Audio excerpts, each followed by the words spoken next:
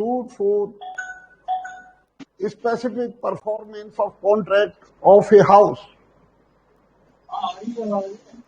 Temporary injunction का order और summary trial under order 37, summary procedure under order 37, ये सब बताऊंगा और ये सभी इंपॉर्टेंट है। सूट फॉर स्पेसिफिक परफॉर्मेंस का जजमेंट भी इंपॉर्टेंट है, टेम्परेरी इंजंक्शन का जजमेंट ऑर्डर भी इंपॉर्टेंट है, और summary procedure under order 37 CPC ये भी बहुत इंपॉर्टेंट। तो पहले समरी प्रोसीजर बता देता हूं, उसके बाद specific performance of contract of a house, उसका जजमेंट कैसे लिखाया जाता है, फिर टेम्परेरी इंजंक्शन का ऑर्डर कैसे लिखा जाता है। समरी प्रोसीजर, संक्षिप्त प्रक्रिया, आदेश 37, ये बहुत इंपॉर्टेंट क्वेश्चन है, आ सकता है। ये समरी ट्रायल कौन से केसेज में होती है? प्रोनोट के केसेज में, हुंडी के केसेज में, बिल ऑफ एक्सचेंज के केस में, प्रोमिसरी नोट के केस में। बैंक से आप कोई लोन लेते हो मकान बनाने के लिए, तो आपसे बैंक एग्रीमेंट करती है, इंटरेस्ट का करती है, आप mortgage bye deposit of title deeds वहां पर जमा कराते हो, अपने प्लॉट के या मकान के दस्तावेज वहां पर जमा कराते हो, तब आपको लोन देती है। तो बैंक संक्षिप्त प्रक्रिया के अंतर्गत दावा कर सकती है। संक्षिप्त प्रक्रिया में दावा तभी होता है जब फिक्स्ड सम ऑफ मनी हो, निर्धारित राशि हो, लिक्विडेट डिमांड हो। लिक्विडेट डिमांड मतलब निर्धारित राशि हो। मैलिशियस प्रोसिक्यूशन का या कंपेंसेशन का दावा इस ऑर्डर 37 में नहीं किया जा सकता। मैलिशियस प्रोसिक्यूशन का या ब्रीच ऑफ कॉन्ट्रैक्ट के कंपेंसेशन का दावा ऑर्डर 37 में नहीं किया जा सकता। 37 एप्लीकेबल नहीं होता है। 37 संक्षिप्त प्रक्रिया वहीं एप्लीकेबल होती है जहां फिक्स्ड सम ऑफ मनी हो, धन की निर्धारित राशि हो, जैसे सब 2 लाख, 1 लाख, 3 लाख फिक्स हो, लिक्विडेटेड डिमांड इन मनी हो, वही होगा। परिनिर्धारित मांग होगी तभी आदेश 37 के अंतर्गत दावा किया जाएगा। ये ऑर्डर 37 रूल 1 में लिखा हुआ है। एक दो बातें आपको बता देता हूं कि ऑर्डर 37 में जब दावा करते हैं तो यहां पर एक्स पार्टी डिफेंडेंट के खिलाफ ऑर्डर नहीं होता है कभी भी। डिफेंडेंट के खिलाफ पहली बात तो एक्स पार्टी ऑर्डर नहीं होगा, एक पक्षीय कार्रवाई नहीं होगी। दूसरी, संक्षिप्त प्रक्रिया में प्रतिवादी को 2 बार सम्मन इश्यू होते हैं। प्लेंट की कॉपी के साथ 2 बार सम्मन इश्यू होते हैं। एक तो ऑर्डर 37 रूल 2 के अंतर्गत होता है। ऑर्डर 37 रूल 2 के अंतर्गत पहला सम्मन इश्यू होता है। उस सम्मन का नमूना अपेंडिक्स बी के फॉर्म नंबर 4 में है। परिशिष्ट बी का फॉर्म नंबर 4 है उसका। और जो दूसरा सम्मन इश्यू होता है वो ऑर्डर 37 रूल 3 के अंतर्गत होता है। उसका नमूना है अपेंडिक्स बी का 4A। ये भी याद रखना है आपको। अपेंडिक्स बी में 4A का नमूना सीपीसी में दे रखा है, उसमें सम्मन इश्यू होता है।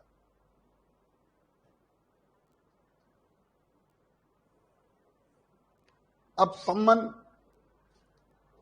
दोनों ही सम्मनों में डिफेंडेंट को सम्मन सर्विस होने की 10 दिन के अंदर एपीयर होना पड़ता है, दोनों ही सम्मनों में। यदि 10 दिन के एपीयर नहीं होगा तो उसके खिलाफ एक्स पार्टी नहीं होगी, बल्कि डिग्री कर दिया जाएगा। यह माना जाएगा कि वो एडमिट कर रहा है। If he does not appear within 10 days from the date of service, allegation of plaint shall be deemed to be admitted. यदि 10 दिन के अंदर प्रतिवादी एपियर नहीं होता है तो यह माना जाएगा कि प्रतिवादी फैक्ट्स को एडमिट कर रहा है और उसके खिलाफ जजमेंट सुना दिया जाएगा और दावा डिग्री कर दिया जाएगा।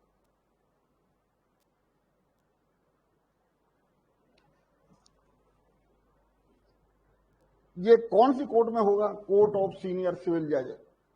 उसकी यदि 2 लाख रुपए तक का दावा है तो सिविल जज के होगा, 2 लाख से 5 लाख रुपए के बीच का है तो सीनियर सिविल जज के होगा, और 5 लाख से अधिक का है तो डिस्ट्रिक्ट जज या एडिशनल डिस्ट्रिक्ट जज कोर्ट में होगा।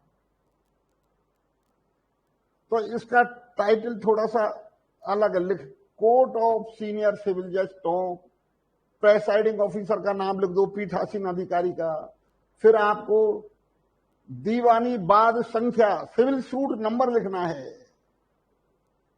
इस सिविल सूट नंबर के नीचे आपको लिखना है अंतर्गत आदेश 37 सीपीसी के अधीन। यह लिखना जरूरी है। कहां लिखना है? ये सूट नंबर के नीचे। ये लिखने में गलती नहीं हो जाए। ये ऑर्डर 2 37 का ऑर्डर 2 का क्लॉज सी ये लिखा हुआ है। ऑर्डर 37 रूल 2 ये क्लॉज सी में ये लिखा हुआ है कि यदि समरी प्रोसीजर का कोई जजमेंट लिखा जा रहा है तो सिविल सूट के नंबर ये जरूर लिखा जाए कि ये ऑर्डर 37 सीपीसी के अधीन है। यदि आप सीपीसी लाए हो तो पढ़ सकते हो उसको। ये इसलिए लिखा जाता है कि जज को ये ध्यान रहे कि ये ऑर्डर 37 का है, उसी के अनुसार फिर ट्रायल होगी। यदि आपने ये नहीं लिखा तो भूल से ट्रायल रेगुलर सूट की तरह हो जाए, समरी ट्रायल नहीं हो तो पूरी इलीगलिटी हो जाएगी। तो ये लिखना कंपलसरी है कि आदेश 37 व्यवहार प्रक्रिया संहिता के अधीन। उसके बाद प्लेंटिव वर्सेस डिफेंडेंट, फिर वकीलों की उपस्थिति लिख दो, यहां पर निर्णय और इधर तारीख।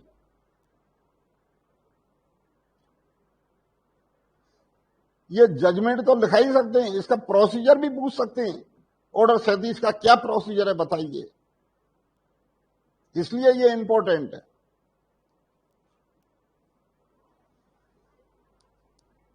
तो 2 बार सम्मन आते हैं, जारी होते हैं डिफेंडेंट को। एक सम्मन तो होता है ऑर्डर 37 रूल 2 के अंतर्गत।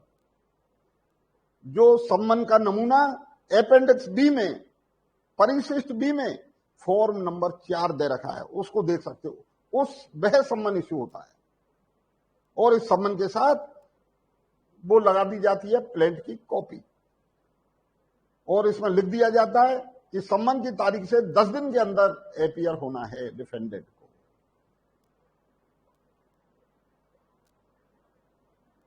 तो पहला सम्मन तो आपका ये हो गया। सीपीसी के बेयर एक्ट में पेज नंबर 4 से पर अपेंडिक्स बी फॉर्म नंबर 4 है। सीपीसी के बेयर एक्ट के पेज 4 से पर है ये। तो सबसे पहले ये उपस्थित होगा। डिफेंडेंट एपियर हो गया, उसको ऑर्डर 37 रूल 2 का सम्मन मिल गया, प्लेंट की कॉपी मिल गई, तो 10 दिन के अंदर सम्मन की सर्विस होने के 10 दिन के अंदर कोर्ट में डिफेंडेंट को एपियर होना पड़ेगा। यदि वो नहीं है एपियर होता है तो ये माना जाएगा कि वो क्लेम को एडमिट कर रहा है और उसके खिलाफ तुरंत जजमेंट सुना दिया जाएगा और डिग्री कर दिया जाएगा। यदि वो डिफेंडेंट एपियर हो जाता है, ये आप प्रोसीजर जिन्होंने पढ़ रखा है तो वो तो आसानी से समझ लेंगे, लेकिन जिन्होंने नहीं पढ़ रखा है वो इसको समझ लें। बेयर एक्ट से आसानी से समझ में नहीं आएगा। ये जब सम्मन, पहला सम्मन रूल 2 के अंतर्गत डिफेंडेंट को प्राप्त हो जाता है तो वो 10 दिन के अंदर एपियर हो जाता है। तो एपियर होने के बाद में वो अपना एड्रेस, पता पेश करेगा। क्या पेश करेगा? पता पेश करेगा। ये रूल 3, ऑर्डर 37 रूल 3 के सब रूल 1 में लिखा हुआ है। अपना एड्रेस फाइल करेगा। Address for service of notice on him, अपना पता, एड्रेस फाइल करेगा जिससे कि उस एड्रेस पर दूसरा सम्मन भेजा जा सके। अपना एड्रेस फाइल करेगा। एड्रेस फाइल करने पर उसे दूसरा सम्मन भेजा जाएगा ऑर्डर 37 रूल 3 के अंतर्गत, ऑर्डर 37 रूल 3 के अंतर्गत। और उसका नमूना है अपेंडिक्स बी के फॉर्म नंबर ए। उस सम्मन का नमूना है अपेंडिक्स बी पर फॉर्म नंबर 4A। तो ऑर्डर 37 रूल 3 के अंतर्गत जो सम्मन भेजा जाता है वो सम्मन फॉर जजमेंट कहलाता है। सम्मन फॉर जजमेंट। उस सम्मन पर लिख भी रहा है, निर्णय हेतु सम्मन।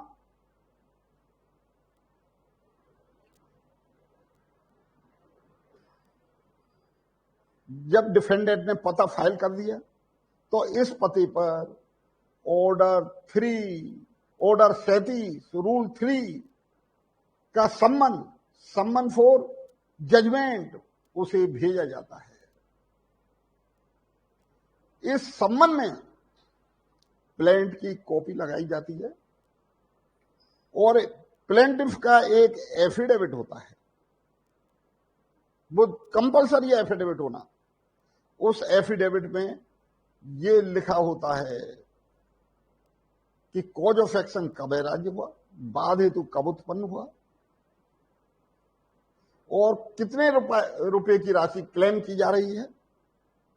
और यह भी लिखा जाएगा कि प्लेंटिफ के विश्वास में, दावे में इस निमित्त कोई प्रतिरक्षा, डिफेंस नहीं है। ये ऑर्डर 37 रूल 3 का सब रूल 4 में लिखा हुआ है। 3 का सब रूल 4।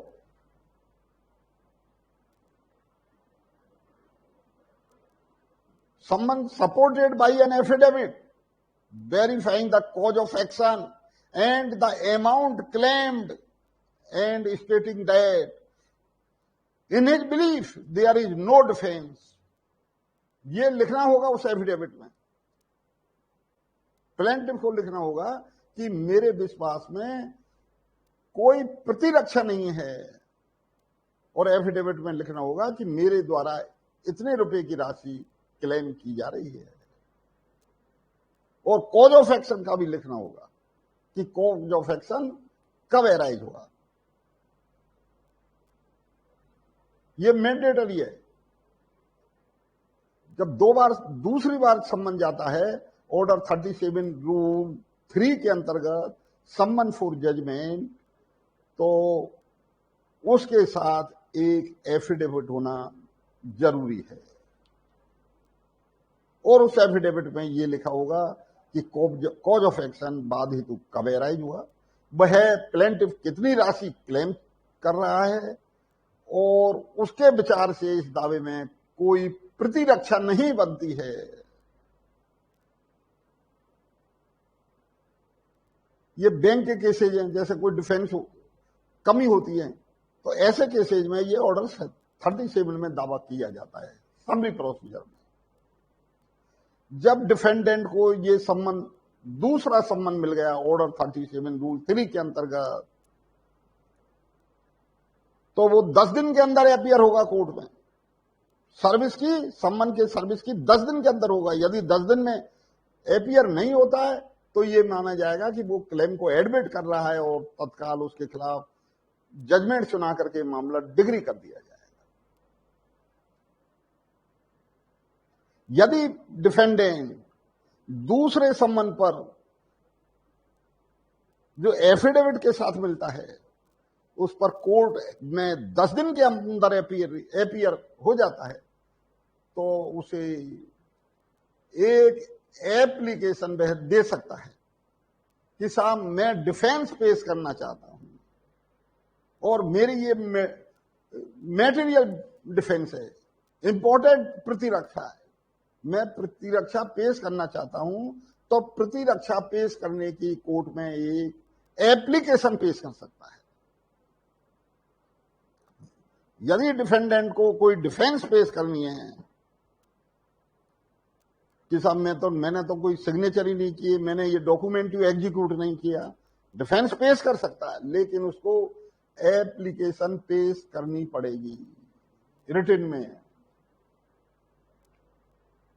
फिर जज इस पर आदेश करेगा डिफेंडेंट की और प्लेंटिफ की बहस सुन करके, क्या ये डिफेंस जो डिफेंडेंट द्वारा पेश की जा रही है मैटेरियल है या तुच्छ प्रकृति की है, तुच्छ या तंग करने वाली है, वैक्सेशियस और फ्राइवोलस, तुच्छ और तंग करने वाली है। यदि डिफेंस जो डिफेंडेंट द्वारा पेश की जा रही है तुच्छ और तंग करने वाली है और मैटेरियल नहीं है तो जज उस एप्लीकेशन को खारिज कर देगा और जज मानता है कि ये मैटेरियल है डिफेंस तो परमिशन दे देगा, परमिशन भी दे सकता है। यदि परमिशन दे दी तो इश्यू बनेगा, जो डिफेंस मांग रहा है उसके आधार पर इश्यू बनेगा। वो डिफेंस कुछ भी हो सकती है कि सब लिमिटेशन में नहीं है या मैंने एग्जीक्यूट नहीं किया है या सिग्नेचर तो मेरे लेकिन कंसिडरेशन प्रतिफल का भुगतान नहीं हुआ है, कुछ भी डिफेंस ले सकता है। तो जज उस डिफेंस को बहस सुनने के बाद यदि डिफेंस मैटेरियल नहीं है या तुच्छ और तंग करने वाली है तो खारिज कर देगा, यदि मैटेरियल है तो मंजूर कर देगा और डिफेंस पेश करने की परमिशन दे देगा। यदि डिफेंस पेश करने की परमिशन दी जाती है तो इश्यू फ्रेम हो सकता है, इश्यू फ्रेम कर दिया जाएगा और फिर एविडेंस भी हो सकती है दोनों पार्टी की और एविडेंस के बाद में फैसला होगा। जैसे रेगुलर सूट फैसला होता है उस तरह हो जाएगा। लेकिन यदि डिफेंस रिजेक्ट हो गई तो उसी टाइम जजमेंट सुना दिया जाएगा और डिग्री कर दिया जाएगा।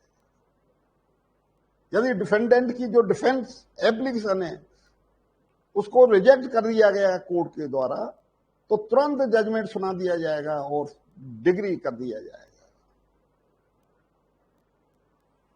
अब इस रूल 3 में एक बात और लिखी हुई है, यदि डिफेंडेंट कोई राशि को एडमिट कर लेता है, 1 लाख में से 50,000 रुपए की राशि को एडमिट कर लेता है, मैंने साहब 1 लाख रुपए नहीं लिए 50,000 रुपए लिए उधार, ये कहता है तो एडमिटेड राशि उसे पहले जमा करानी होगी। एडमिटेड राशि उसे जमा करानी होगी और तभी उसे डिफेंस की परमिशन मिलेगी, अन्यथा नहीं मिलेगी।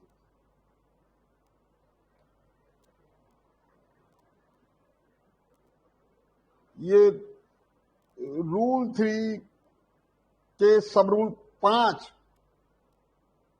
का प्रोविजो 2 में लिखा हुआ है, परंतु 2 में लिखा हुआ है, यदि क्लेम की कुछ अमाउंट को डिफेंडेंट एडमिट करता है तो पहले डिफेंडेंट को एडमिटेड राशि कोर्ट में जमा करानी होगी, उसी के बाद उसे डिफेंस पेश करने की परमिशन दी जाएगी।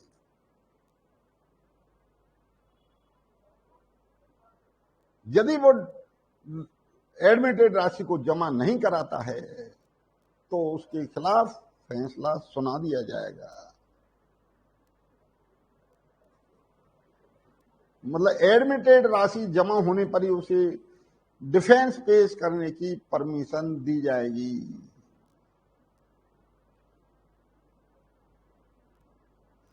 और डिफेंस पेश करने की एप्लीकेशन रिजेक्ट कर दी तो तत्काल प्लेंटिफ का सूट डिग्री कर दिया जाएगा। रूल 6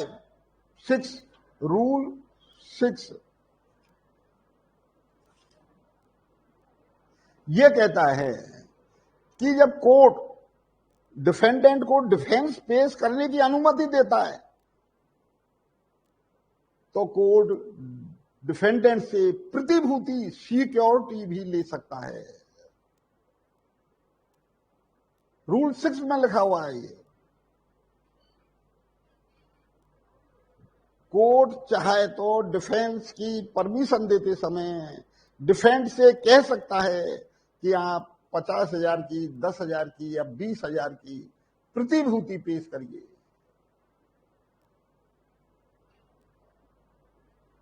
ये कोर्ट का डिस्क्रेशन है, जुडिशियल डिस्क्रेशन है कि वो प्रतिभूति की डिमांड करे या नहीं करे। प्रतिभूति लेना मैंडेटरी नहीं है, कोर्ट के ऊपर है, वो मान सकती है। यदि उसने प्रतिभूति नहीं दी, कोर्ट ने ऑर्डर कर दिया प्रतिभूति नहीं दी, तो फिर तुरंत जजमेंट सुना दिया जाएगा और डिग्री कर दिया जाएगा।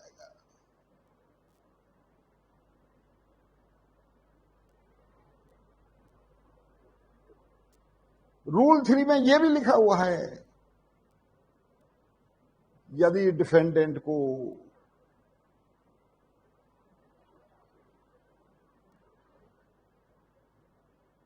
डिफेंस पेश करने की एप्लीकेशन पेश करने में कुछ डिले हुआ है, विलंब हुआ है, तो कोर्ट उस विलंब को माफ भी कर सकता है, उस विलंब से माफी दे सकता है। रूल 3 का सब रूल 7 विलंब के लिए माफी दे सकता है।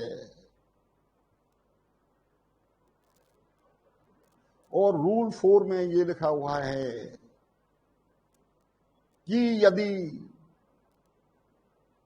कोर्ट डिफेंडेंट 10 दिन में अपीयर नहीं हुआ, पहले सम्मन में या दूसरे सम्मन में, तो कोर्ट को ये पावर है कि यदि वो रीजनेबल लगे तो उसे उस डिग्री को सेट असाइड भी कर सकता है और डिग्री के एग्जीक्यूशन को भी रोक सकता है और उसे डिफेंस पेश करने की परमिशन भी दे सकता है। यह आपको मैंने समरी ट्रायल पूरी तरह बता दिया है।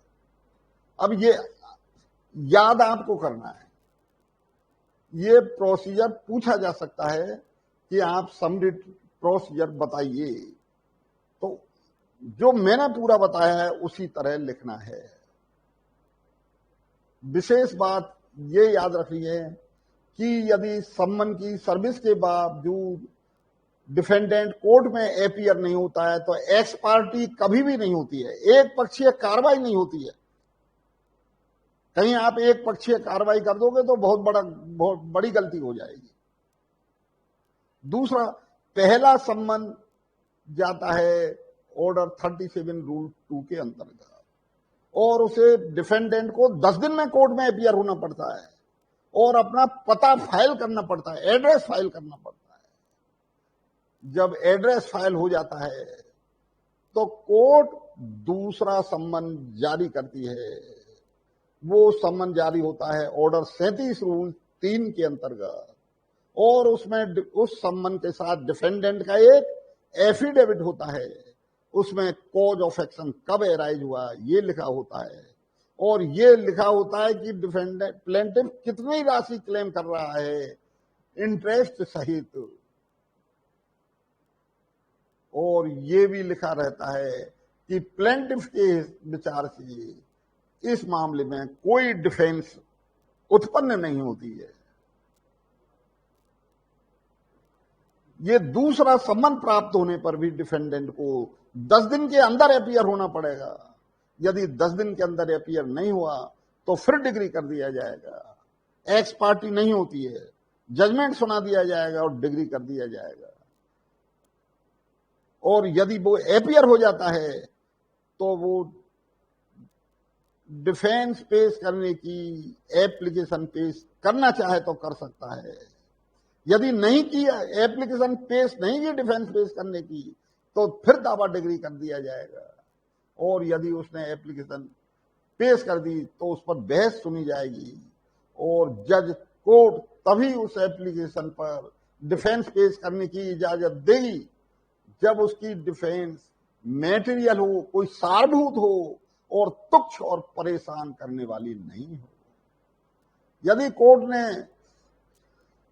डिफेंस की दे दी परमिशन, और डिफेंस की परमिशन कोर्ट तभी देगी यदि डिफेंडेंट ने कोई राशि एडमिट कर ली है तो वो पहले जमा करानी। यदि उसने पहले राशि जमा नहीं कराई, कोर्ट ने परमिशन दे दी, यदि 1 लाख का दावा है और 1 लाख का दावा है, 50,000 एडमिट कर रहा है, तो 50,000 उसे पहले जमा कराने पड़ेंगे, तब वो डिफेंस पेश कर सकता है। रूल 3 में यह भी लिखा हुआ है कि डिफेंस की परमिशन देते समय कोर्ट सिक्योरिटी भी मांग सकती है, प्रतिभूति भी मांग सकती है, और डिफेंस पेश करने की दरखास्त में कोई डिले हो जाए, विलंब हो जाए, तो उस विलंब को भी कोर्ट माफ कर सकती है। यदि एक्स पार्टी डिग्री भी हो जाए उसके खिलाफ, नहीं एक्स पार्टी नहीं, डिग्री हो जाए, एक्स पार्टी तो होती ही नहीं है इसमें, यदि वो 10 दिन में अपीयर नहीं हुआ और डिग्री हो गया, तो डिग्री उस को भी माफ करके डिग्री को सेट असाइड अपास्त भी कर सकती है। देरी को माफ करते हुए अपास्त भी कर सकती है। डिफेंडेंट मजबूरी बता दे कि साहब मेरे को दूसरा सम्मन रूल 3 के अंतर्गत मिला है, मैं 10 दिन के अंतर्गत इस कारण अपीयर नहीं हो सका कि कोई घर में डेथ हो गई या कोई बीमार हो गया, मजबूरी बताता है, तो कोर्ट को यह पावर है कि उस डिग्री को सेट असाइड कर सकती है, अपास्त कर सकती है।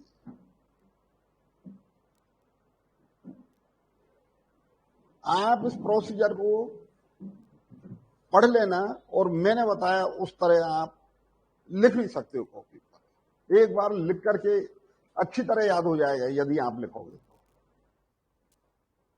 और मैंने जो पढ़ाया है उसके बाद आप इसको बेयरक्स ही पढ़ो, बेयरक्स से एक बार पढ़ लेना।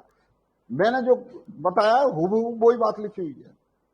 मैंने आपको बहुत सरल तरीके से बता दिया है, सादा भाषा में बता दिया है। बेयरक्स में कुछ कठिन भाषाओं में लिख रखा है बस। यदि मेरा ये आपने लेक्चर सुन लिया तो इसमें लिखने में कोई दिक्कत नहीं आएगी। ये समरी ट्रायल भी पूछा जा सकता है और इस पर जजमेंट भी लिखाया जा सकता है। अब जजमेंट कैसे लिखोगे आप, इस पर आ गया तो जजमेंट का टाइटल तो इसी तरह लिखोगे।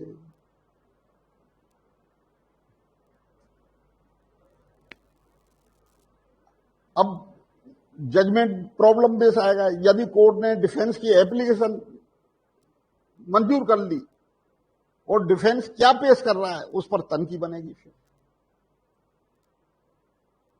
बहस दोनों पार्टी की बहस सुन करके, एविडेंस हो करके फिर फैसला करना है।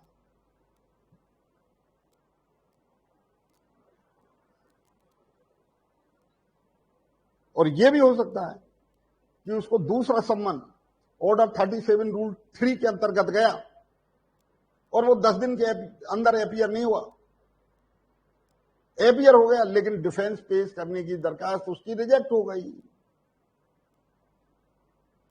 रिजेक्ट हो गई तो आप जजमेंट सुना दो और डिग्री कर दो, बस यहीं पर डिग्री हो गया। फिर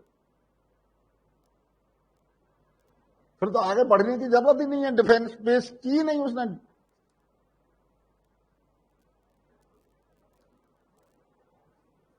कोर्ट तो तभी डिफेंस पेश करने की परमिशन देगी जब डिफेंडेंट एप्लीकेशन पेश करेगा कि साहब मैं इस बात के लिए डिफेंस पेश करना चाहता हूं। उसे बताना पड़ेगा कि किस लिए डिफेंस पेश करना चाहते हो। यह कहना सफिशिएंट नहीं होगा कि डिफेंडेंट ये लिख दे कि साहब मैं तो प्रतिरक्षा पेश करना चाहता हूं। यह लिखना होगा कि किस बात की प्रतिरक्षा पेश करना चाहता है, जब तो तनकी बनेगी और उस पर एविडेंस आएगा और डिसीजन होगा। यदि प्रॉब्लम में डिफेंस की परमिशन नहीं मिली है, रिजेक्ट हो गई है, तो आपको जो तीसरा सम्मन डिफेंडेंट को मिला है, दूसरा सम्मन रूल 3 के अंतर्गत, वो 10 डेज में एपियर हो गया। डिफेंस की एप्लीकेशन दी उसने और डिफेंस की परमिशन उसे नहीं मिली तो जजमेंट सुना दो और डिग्री हो। इसमें तो आपके समय की भी बचत हो जाएगी। कोर्ट ने डिफेंस की एप्लीकेशन रिजेक्ट कर दी तो जजमेंट सुना दो और डिग्री कर दो, लेकिन डिफेंस की परमिशन दे दी तो सिक्योरिटी भी ले सकती है कोर्ट डिफेंडेंट से। यदि वो सिक्योरिटी पेश नहीं करी तो जजमेंट सुना दो। यदि एडमिटेड राशि उसने जमा नहीं कराई तो जजमेंट सुना दो। जहां कहीं भी डिफेंडेंट गलती करे तो जजमेंट सुनाओ और डिग्री करो। 10 दिन में एपियर नहीं हो तो जजमेंट सुनाओ और डिग्री करो। दूसरे संबंध में 10 दिन में एपियर नहीं हो तो डिग्री करो। तो ये इंपॉर्टेंट है ऑर्डर 37, इसको लिखो।